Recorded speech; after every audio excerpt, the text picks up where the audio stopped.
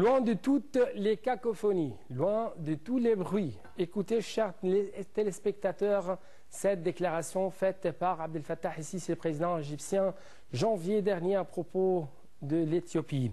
Je cite, « Tout ce que nous demandons, c'est de consigner les assurances verbales éthiopiennes que le barrage n'affectera pas la part de l'eau du Nil de l'Égypte dans un document contraignant pour les deux parties, l'Égypte et l'Éthiopie. » Mesdames et messieurs, bonsoir. Je suis Hanif Ark, l'animateur qui va vous accompagner durant ces prochaines 60 minutes qui sont l'âge de cette nouvelle édition de votre émission semi-quotidienne, directe, diffusée 5 jours par semaine.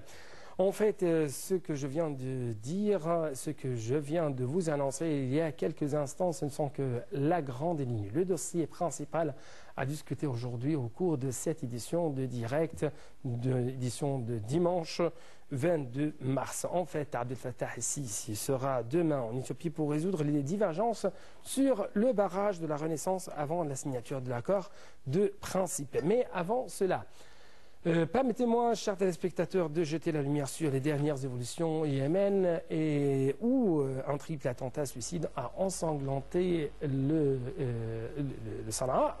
Au moins, en fait, 142 personnes ont été tuées vendredi à Sanaa dans des attaques visant des mosquées et revendiquées par l'organisation terroriste qui s'appelle, entre deux guillemets, Daesh, ou les dissidents d'Al-Qaïda, les extrémistes d'Al-Qaïda.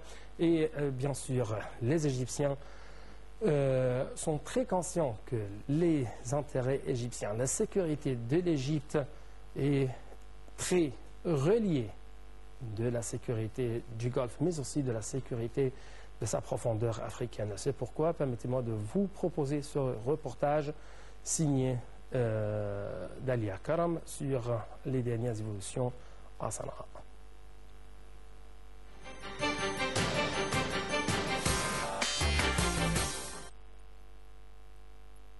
Au moins 142 personnes ont été tuées vendredi à Sanaa dans les premières attaques revendiquées au Yémen par l'organisation État islamique, l'EI, qui a frappé des mosquées fréquentées par des chiites, dont des miliciens aussi.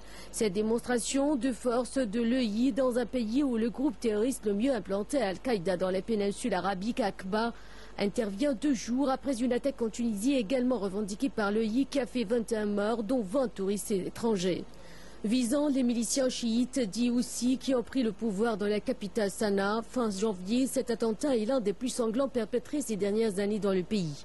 Plus de 351 personnes ont été blessées, a indiqué un responsable du ministère de la Santé. Des corps carbonisés et des mares de sang étaient visibles sur les lieux.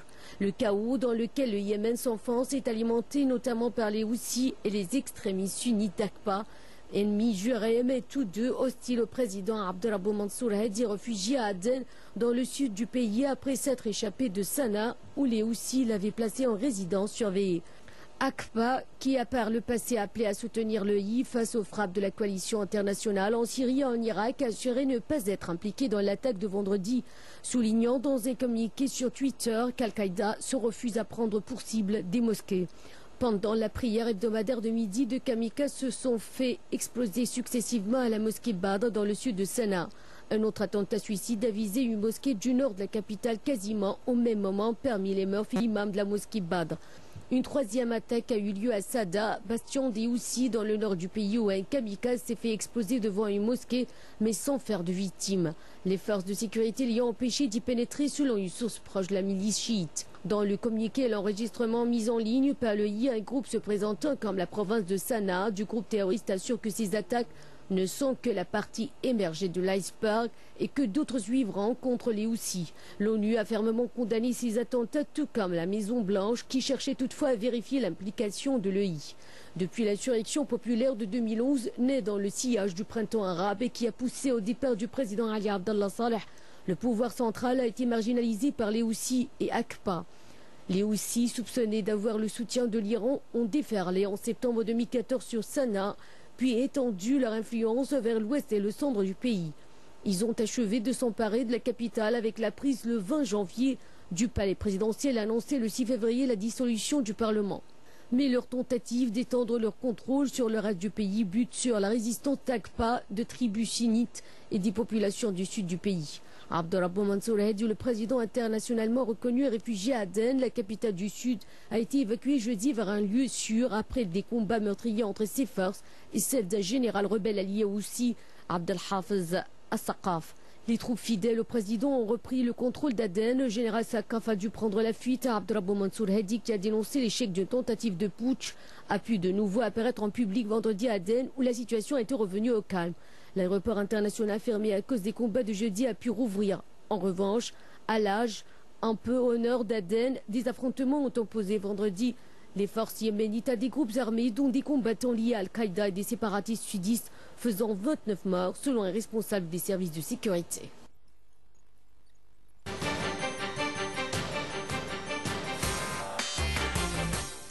En fait, depuis plusieurs mois, l'Égypte multiplie les gestes de bonne volonté, de bonnes intentions et les incitations économiques pour amener la partie éthiopienne à de meilleures dispositions, l'encourager en même temps à adopter des positions plus souples sur la question du barrage de la Renaissance qui oppose les deux pays voisins. Le président Abdel Fattah Sisi doit, dans les prochains jour signé un document avec l'Éthiopie et le Soudan définissant les principes de règlement de litige de barrage de la Renaissance sur le Nil bleu. Cet accord de principe a été formulé en fait le 6 mars lors d'une rencontre dans la capitale soudanaise entre les ministres des Affaires étrangères et de l'irrigation des trois pays qui partagent le bassin du Nil bleu. Donc pour avoir plus d'explications, regardons ensemble ce reportage.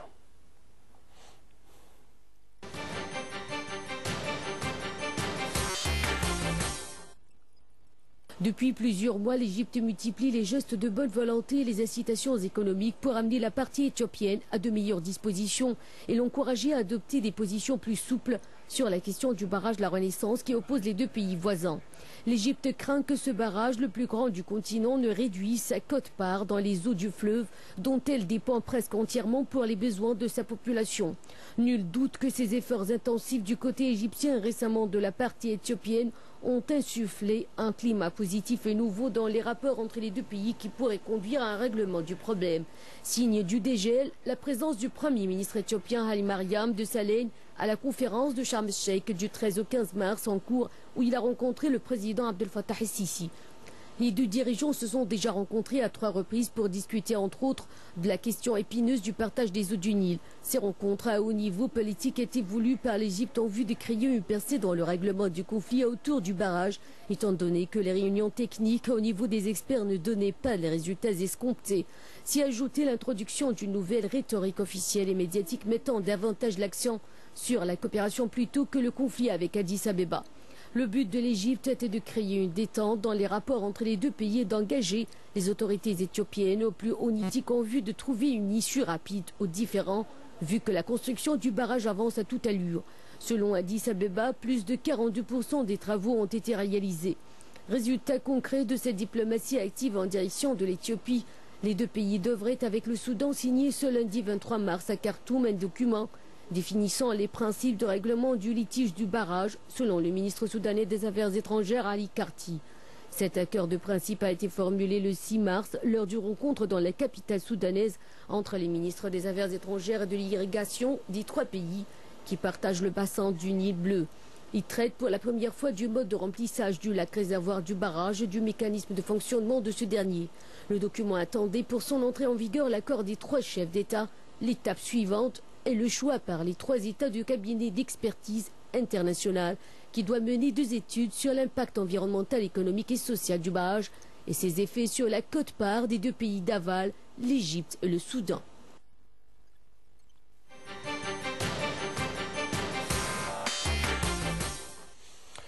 En fait, le Caire a dénoncé la construction par Addis Abeba d'un méga barrage qu'elle considère comme une menace potentielle pour son approvisionnement. Nous arguons des traités anciens. L'Égypte estime avoir des droits historiques sur le contrôle des cours d'eau, une position qui, plutôt que n'accepte plus les autres États du bassin du Nil, en tête l'Éthiopie. Mais permettez-moi, chers téléspectateurs, de vous proposer ce reportage sur le barrage de la Renaissance et pourquoi il y avait une crise entre l'Égypte et l'Éthiopie en ce qui concerne l'établissement de ce barrage.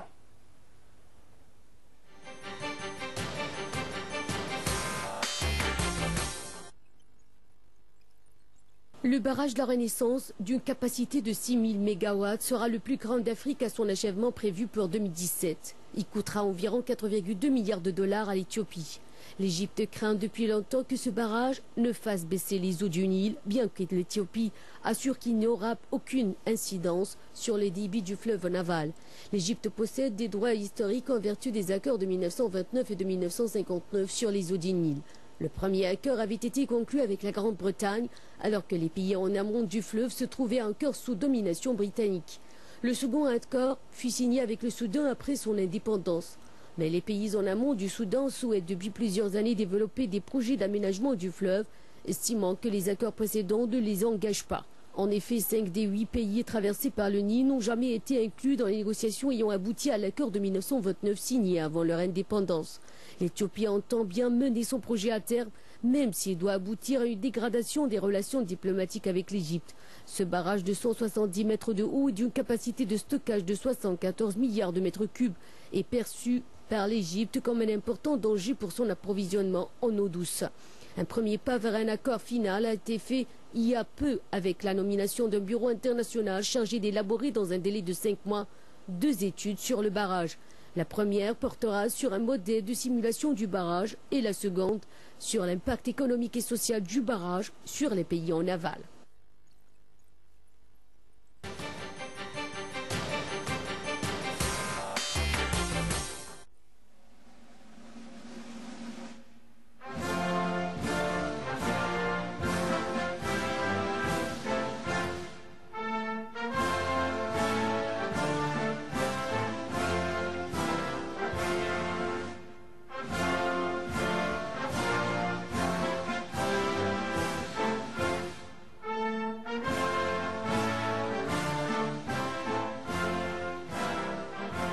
بأجيال قوية أحقق أمانيكي، بإيدي هبنيكي، أجتهد لأعطيكي، أخضر أراضيك.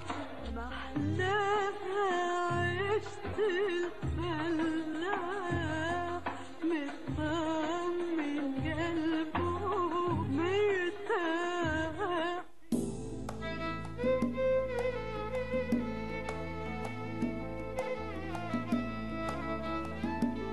أبهر العالم بيكي.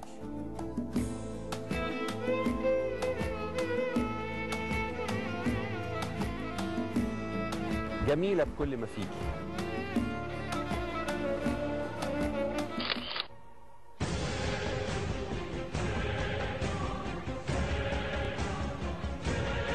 بدمي أحميكي.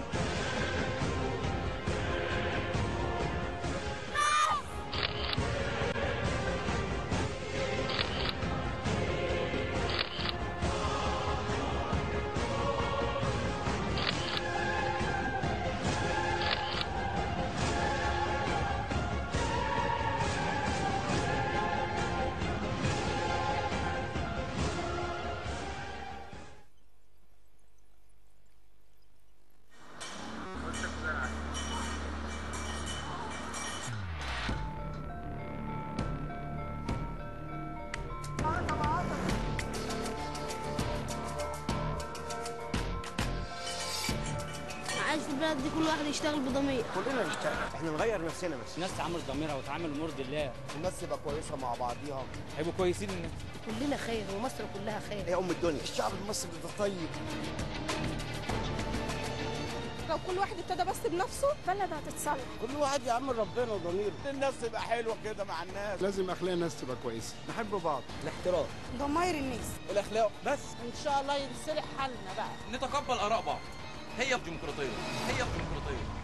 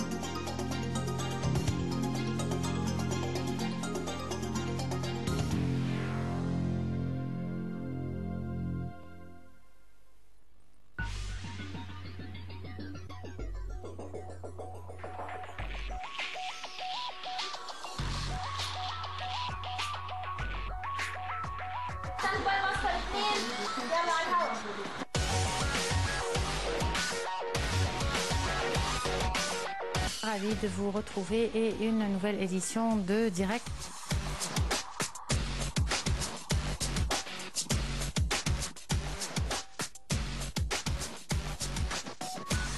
La situation économique en Égypte, où on est exactement. De la situation en Irak où la violence atteint des sommets. Nous allons également parler de la Syrie avec la participation ou la non-participation de l'opposition à la conférence Genève 2.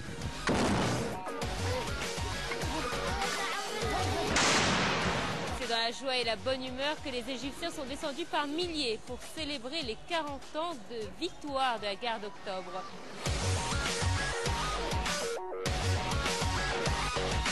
La rédaction de la nouvelle constitution va s'inspirer des anciennes constitutions, mais avec les revendications de janvier 2011 et de 30 juin 2013.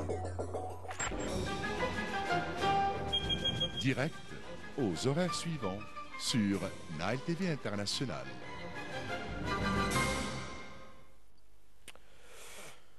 En fait, après l'accès au pouvoir du président égyptien Abdel Fattah el-Sisi, l'Égypte a essayé de retrouver une confiance perdue avec les Africains en général, mais en particulier avec l'Éthiopie. En fait, le président égyptien Abdel Fattah el-Sisi sera le lundi, c'est-à-dire demain, pour résoudre les divergences qui subsistent à propos de du barrage de la Renaissance, et ce, avant la signature de la déclaration de principe accord à Khartoum. En fait, il y avait au cours des derniers jours une présence africaine très intensive au sein de la conférence économique de Sharm el-Sheikh, et en même temps, l'Égypte a essayé d'être très charmante aux yeux des Africains économiquement parlé. C'est pourquoi nous avons aujourd'hui au studio de Nile TV International M. Hicham Nouri. Vous êtes un membre du Conseil Élysée économique, bien sûr, ici en Égypte. Donc, vous êtes le bienvenu sur Nile TV International. Conseil d'administration de l'association industrielle. Et de l'association industrielle en même temps. Donc, parlons toujours de l'économie africaine en général et de la relation économique entre l'Égypte et l'Éthiopie en particulier. Mais avant tout, permettez-moi de vous dire, est-ce que l'Égypte a pu être très charmante aux yeux des Africains durant la dernière conférence tenue ici à Sharm el-Sheikh? À Sharm el-Sheikh. Bien sûr, la conférence de Sharm el-Sheikh a fait beaucoup de succès. Bien sûr, comme résultat, la volonté politique a travaillé bien. Il a eu des succès d'avoir des investissements environ de 36 milliards et 18 milliards de contrats avec des facilités de paiement et avec, c'est-à-dire on commence à payer avec une période, après une période. Ainsi, avec 5 milliards de prêts, ça vous donne en tout environ 60 milliards. Ainsi, les 12 milliards qui viennent de Koweït, l'Arabie Saoudite et l'Émirat, ça va être comme dépôt. Avec ces succès-là qu'a fait le président, sa visite est très importante parce qu'il a réussi à réunir les Arabes, et avec sa visite en Afrique, il peut aussi réunir les Africains avec l'Égypte et en même temps avec les Arabes. Surtout que la balance économique dans le monde, ça va changer. Nous avons maintenant l'économie de la Chine qui est à bord d'être la première économie dans le monde entier. Aussi que dans la politique aussi, nous avons aussi le problème d'Iran. Avec l'Iran, nous ne savons pas est-ce que l'Iran essaie de gagner le temps pour son programme atomique ou il va tomber à quel point vous trouvez que l'Égypte essaie actuellement d'avoir une complémentarité entre les Africains et les Arabes, et l'Égypte, c'est l'axe qui essaye d'entraîner les deux côtés afin d'être dans les mêmes rangs, c'est-à-dire attirer les investissements arabes et les pomper sur les marchés africains. Bien sûr, les Africains ont besoin des investissements. Et les investissements, qui est capable de faire les investissements, c'est les Arabes. Alors pour ça, et nous avons des bonnes relations avec les Africains, et nous n'oublions pas que le Nil, ça vient de l'Afrique. Ouais. Ouais.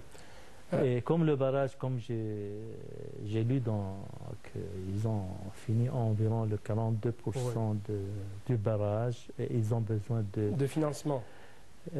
Financement d'une part, et de l'autre part, ils ont besoin de remplir le barrage avec 74 milliards de mètres cubes d'eau.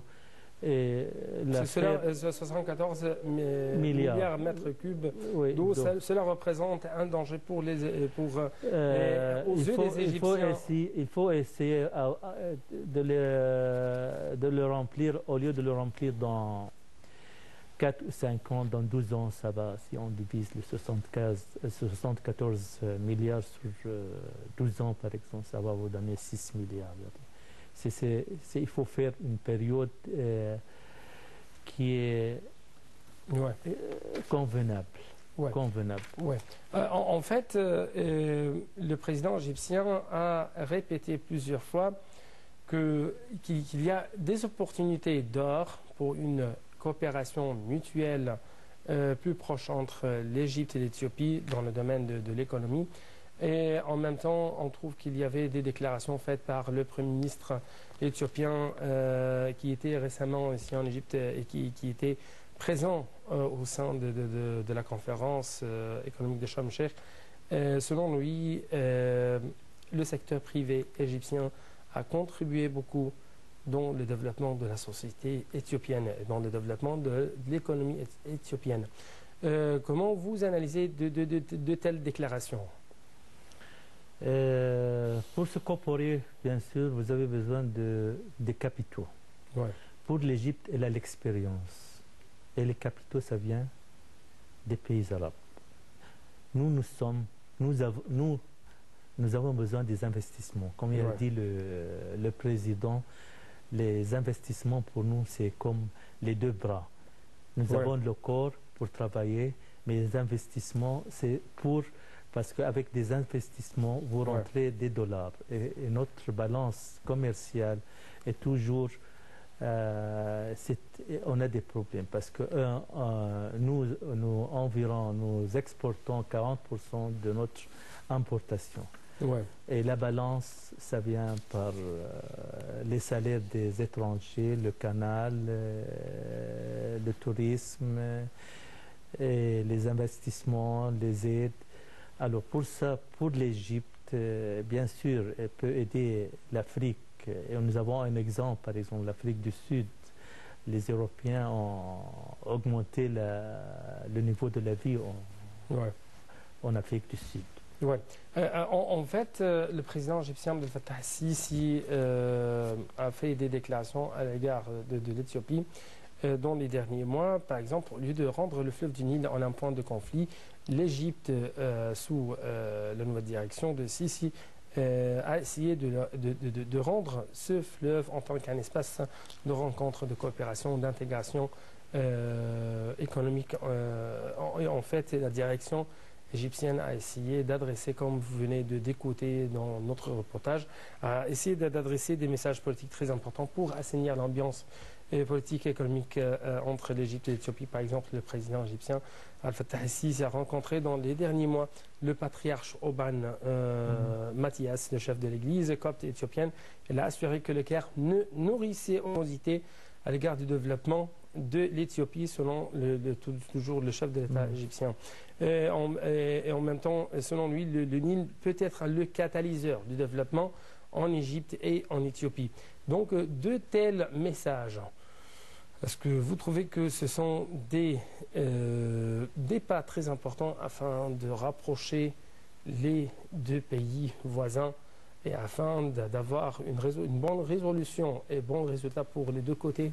Bien sûr, des bons résultats pour les deux côtés, bien sûr, avec des coopérations entre l'Afrique et l'Égypte, même avec les Arabes, ça va donner des bonnes conséquences. Ouais. Et ainsi, vous avez le barrage de Nahda. Avec le barrage de Nahda, vous devez se coopérer à avoir une direction commune pour résoudre n'importe quel problème que... Ouais. En fait, M. Chamnouli, nous avons actuellement en ligne de l'ANTV International un appel téléphonique de la part du docteur Khaled Hamdi, professeur de droit. Bonsoir, monsieur. Bonsoir. Bonsoir. Ma question porte cette fois-ci sur le but de cette visite de président Abdel Fattah el-Sisi. Est-ce que el-Sisi a pour but, c'est d'avoir un document écrit de la reconnaissance des droits historiques de l'Égypte dans l'eau de Nil, ou seulement un document écrit de la part des Éthiopiens qui vise à révéler que l'Éthiopie ne va pas porter atteinte à la part d'eau de l'Égypte? Je pense qu'avoir un document écrit, c'est un des buts quand même. De toute façon, les dernières années, surtout après les 25 janvier 2011, les rapports avec l'Éthiopie se sont dégradés d'une manière très claire. Et maintenant, on commence avec les négociations, avec les pourparlers approfondis, à se comprendre mutuellement et comprendre aussi les besoins des autres, de chacun entre nous comprend l'autre mieux qu'auparavant. Et je pense que d'un autre sens aussi, c'est très important d'améliorer les relations avec l'Afrique en général. L'Éthiopie est un pays très important. On a un problème spécial avec l'Éthiopie, cette histoire de l'eau et du barrage, mais n'empêche que, en général, il faut améliorer les relations et les rapports diplomatiques avec l'Afrique en général. Les Égyptiens ou bien aussi les experts égyptiens doivent être partout. Il ne faut pas priver les Africains de nos connaissances. Et en général, c'est très bien, je trouve, cette visite. Bien sûr que le but principal, c'est l'eau, mais en général, ça va du bien quand même. Oui, en tant qu'un professeur de droit, dans les prochaines heures plutôt, les trois dirigeants de l'Égypte, de l'Éthiopie et du Soudan devraient signer la déclaration de principe ou l'accord cadre à Khartoum. Et selon nos informations, le projet d'accord a été modifié pour garantir les droits historiques de l'Égypte à hauteur de 55,5 milliards de mètres cubes d'eau du Nil. Donc, est-ce que cela veut dire que l'Éthiopie va reconnaître les droits historiques de l'Égypte dans l'eau de Nil? Écoutez, sur le plan, comment dire ça, je ne sais pas la capacité du barrage quand même, mais on peut toujours régler la quantité de l'eau qui passe.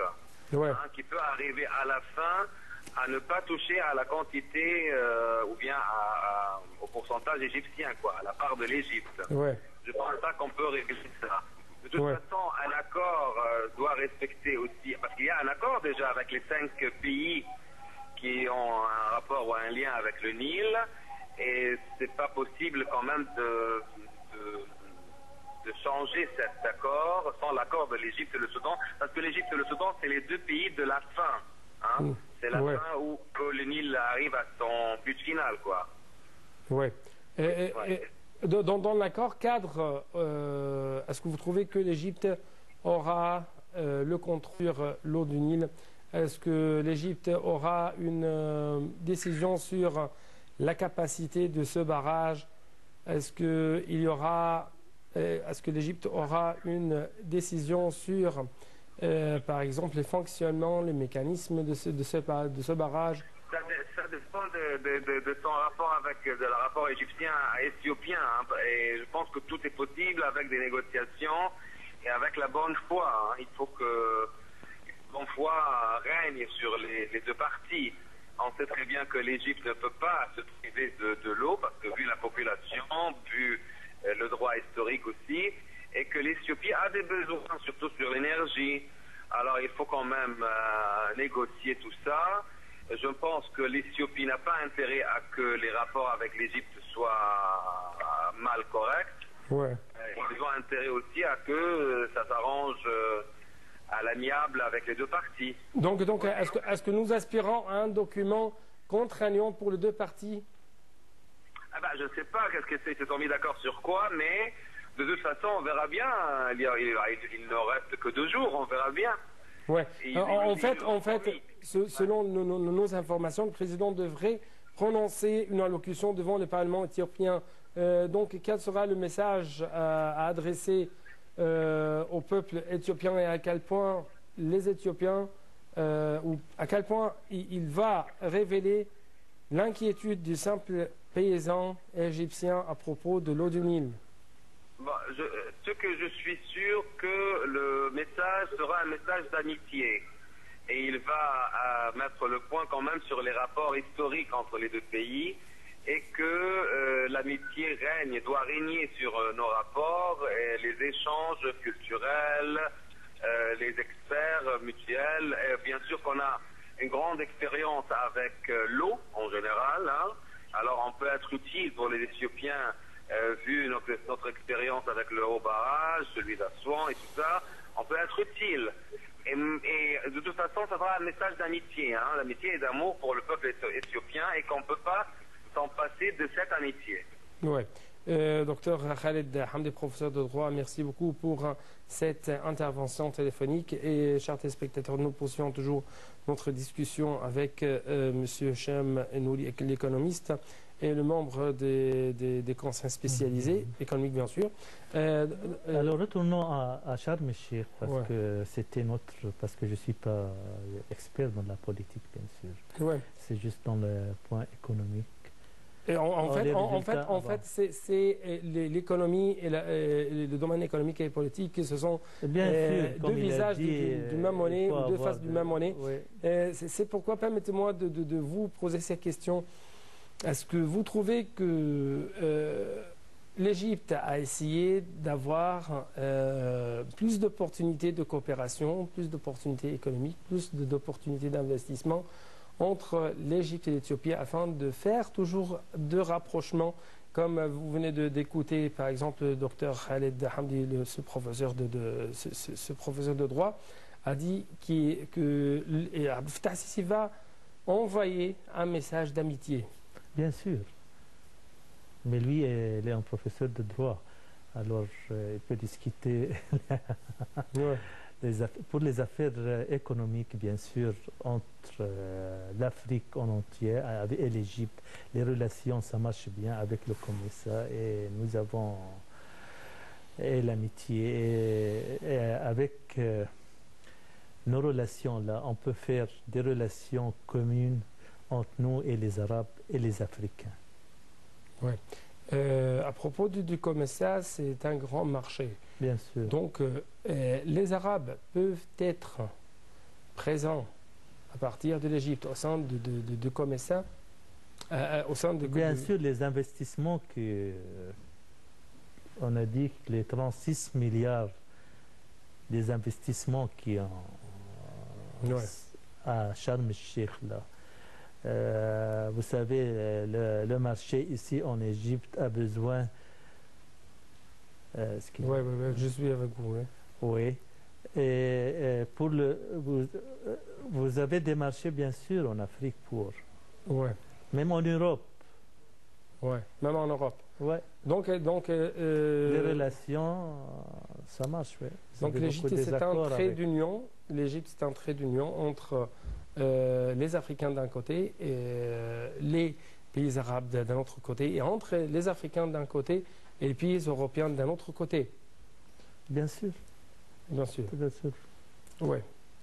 L'Égypte, par exemple, l'Égypte va présenter ou quelles sont les opportunités que l'Égypte pourrait... Regardez, l'avenir c'est pour l'Égypte. L'avenir pour l'Égypte. Parce que, comme vous avez vu les résultats de Sharm el-Sheikh, a donné beaucoup des investissements. avec les investissements, vous avez de production. Et de production que vous l'avez besoin ici pour le marché intérieur et pour l'exporter. Et l'Afrique, pour nous, a besoin des marchandises. Mais tout d'abord, on doit commencer à fabriquer ici pour exporter. Revenons au domaine politique et de la visite du président égyptien en Éthiopie. Nous avons actuellement en ligne de la TV internationale Dr Khaled Darram, analyste politique. Bonsoir monsieur. Bonsoir. Bonsoir. Permettez-moi de vous poser quelques questions à propos de la visite du président égyptien Abdel Fattah el-Sisi en Éthiopie. En fait, el-Sisi devrait... Au Soudan, d'abord et après l'Éthiopie. Oui, au Soudan et après cela en Éthiopie. Mais avant tout, est-ce que vous trouvez quel sera le message de el-Sisi adressé au Parlement éthiopien durant sa visite? Les messages d'amitié, bien sûr, entre frères, mais le plus important, c'est parler clairement et fermement devant le Parlement éthiopien des droits égyptiens et du peuple égyptien de vivre. Et à mon avis, le plus important, le plus dangereux défi pour l'Égypte, c'est pas seulement pour le régime politique, mais pour l'Égypte entière, pour l'avenir de l'Égypte, l'avenir du peuple égyptien, c'est la question de l'eau du Nil. Ouais. Et à mon avis, on doit être clair avec nos frères africains, surtout éthiopiens, pour leur dire et envoyer un message clair et net qu'on ne peut pas, comment dirais-je, on ne peut pas on ne peut pas manœuvrer sur la sécurité nationale égyptienne. À savoir que le barrage de Nahda, nous sommes tout à fait d'accord pour le développement économique de l'Éthiopie, mais il ne faut pas que ce développement dire qu'on va arrêter environ 30 à 40 milliards de mètres cubes de l'eau sur l'Égypte. Et ça c'est le vrai danger. Et le peuple égyptien doit être au courant de tout ça. Ouais. En fait, monsieur Ali Darram, en tant qu'un observateur politique, est-ce que vous avez pu arriver à d'importantes informations en ce qui concerne cet accord cadre signé le 6 mars dernier à Khartoum entre les ministres de l'irrigation, des affaires étrangères et les ministres de l'irrigation.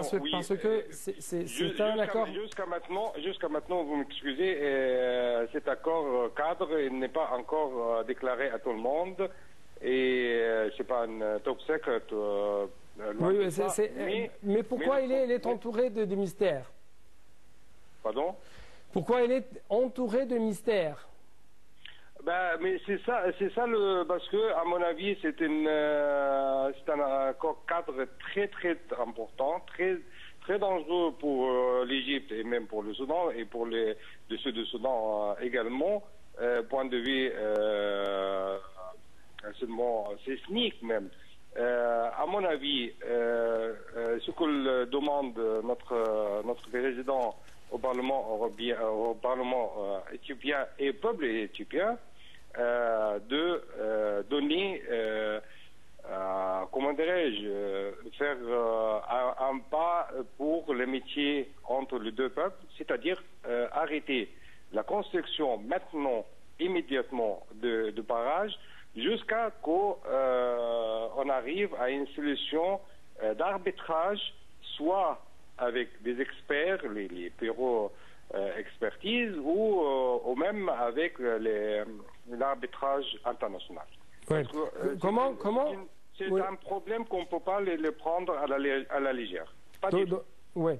Docteur Ali Derham, comment vous trouvez la position du Khartoum vis-à-vis de la construction du barrage de la Renaissance? Elle est très vague, malheureusement. Les Soudanais, le régime soudanais n'est pas encore clair dans la position. Je parle du régime Béchir. De Béchir. Oui. Mais par exemple, 2-3 anciens ministres soudanais, ils ont écrit des articles dans des journaux internationaux, averti l'Égypte et le Soudan de le danger du barrage de Nahda.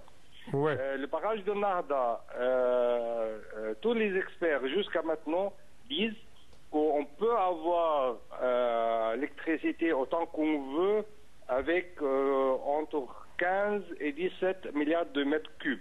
Ouais. D'arriver à 70, ça veut dire ça dépasse toutes les limites et ça donne une autre idée qu'on veut faire des mains de fer avec l'Égypte.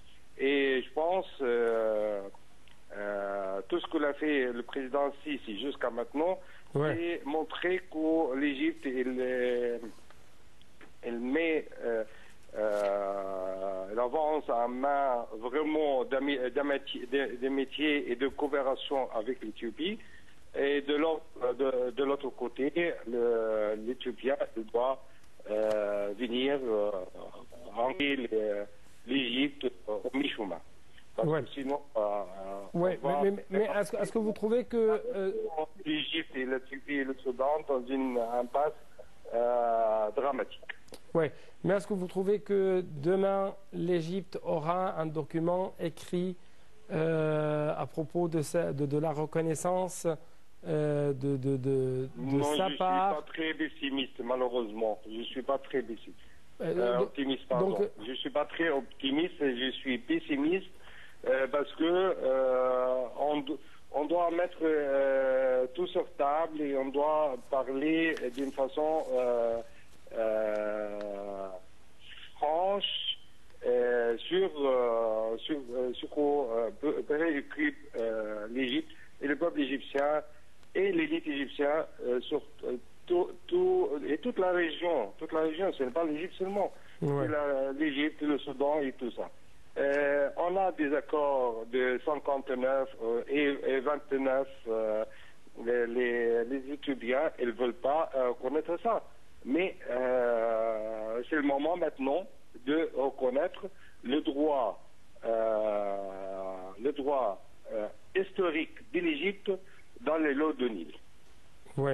Donc, mais comment vous trouvez la position des Éthiopiens, de Hailemariam Desalegn, le Premier ministre éthiopien, vis-à-vis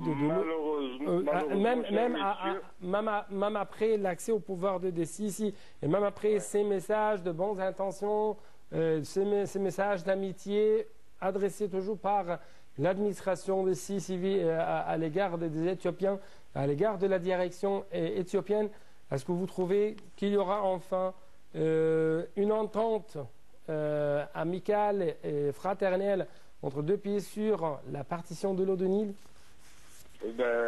J'espère, mais malheureusement jusqu'à maintenant l'indication dit le contraire. Je pense que les Éthiopiens sont en train de jouer sur le temps, gagner du temps pour avancer dans leur projet. Ouais. Et donc vous trouvez que l'intervention des présidents de l'Égypte et du Soudan est très tardive en ce qui concerne ce dossier? Je n'ai pas entendu. Tardive. Pardon? Est-ce que l'intervention des présidents de Bachir et de Sisi à propos de ce dossier ou dans ce dossier est très tardive? Du côté d'Égypte, oui, c'est tardif. Côté du Soudan, je ne sais pas que joue malheureusement le régime de Béchir. Il joue sur, politiquement parlant, beaucoup plus que sur la sécurité nationale du Soudan. Parce que, vous savez, ce système, elle a partagé le Soudan en deux. Il ne faut pas oublier ça. Donc, elle joue la politique, mais elle ne joue pas le droit du peuple soudanais et, bien sûr, les droits historiques des Égypte et de Soudan sur le Nil. Parce qu'on a des accords internationaux, il doit reconnaître, les étudiants, ils doivent reconnaître ça. Et à partir de là, on commence à coopérer. Mais la fête accomplie, ça mène la région, l'Égypte, la Tunisie et le Soudan, à mon avis, dans un passe politique, et on va avoir beaucoup de problèmes dans l'avenir. Oui. Docteur Ali Dergham, politologue, merci beaucoup pour cette intervention téléphonique, et de retour à monsieur l'économiste Hicham. C'est lui, c'est l'expert. L'expert. Vous êtes un grand expert, bien sûr, dans le domaine de l'économie. L'expert, bien sûr, et le métier. Ouais. En fait, l'Égypte doit faire quoi pour les autres pays africains, économiquement parlé, et en tant qu'un observateur économique? Vous savez, avec une Égypte forte, comme on a trouvé pour Sharm el-Sheikh, avec une économie forte, bien sûr, la prestige va être meilleur. Ouais. Meilleur. En tout cas, tous les problèmes, bien sûr, je pense que, comme il a dit, on espère que ça va être résolu. Ouais. Parce que les intérêts des pays africains est commun avec nous. Ouais. L'avenir pour nous deux, ça va marcher mieux. Ouais. Comme on a vu au Sharm el-Sheikh, la réunion arabe a donné beaucoup de résultats. Et avec une réunion africaine-arabe, alors ça va être plus de résultats, bien sûr. Ouais. Monsieur Chamnouli, donc nous partageons avec nos frères arabes et africains le même destin. Nous sommes toujours dans le même bateau. C'est ça, dans le même bateau. Dans le même bateau, bien sûr. Oui. Vous savez, au Sharm el-Sheikh, on avait beaucoup des investissements, on avait beaucoup de notes qu'on peut les transférer. Par exemple, comme la ville, le nouveau capital, ouais. ça va être dans de 120 km comme diamètre, avec 60 km de Suez, de Sokhna, ouais. de Caire, ainsi que ça va être environ 45 milliards, mais jusqu'à maintenant, bien sûr, on va transférer les notes d'accord à des contrats. Oui, monsieur Chamnouri, malheureusement, je n'ai plus de temps, c'est pourquoi permettez-moi de vous remercier infiniment pour votre présence. Ah, bien sûr. Merci beaucoup et merci, chers téléspectateurs. Merci beaucoup et je m'excuse parce que merci le sujet, ce n'était pas notre conversation. Oui, mais merci beaucoup en tout cas, et merci, chers téléspectateurs, pour nous avoir suivis pendant ces presque 60 minutes, et rendez-vous à la semaine prochaine. Au revoir.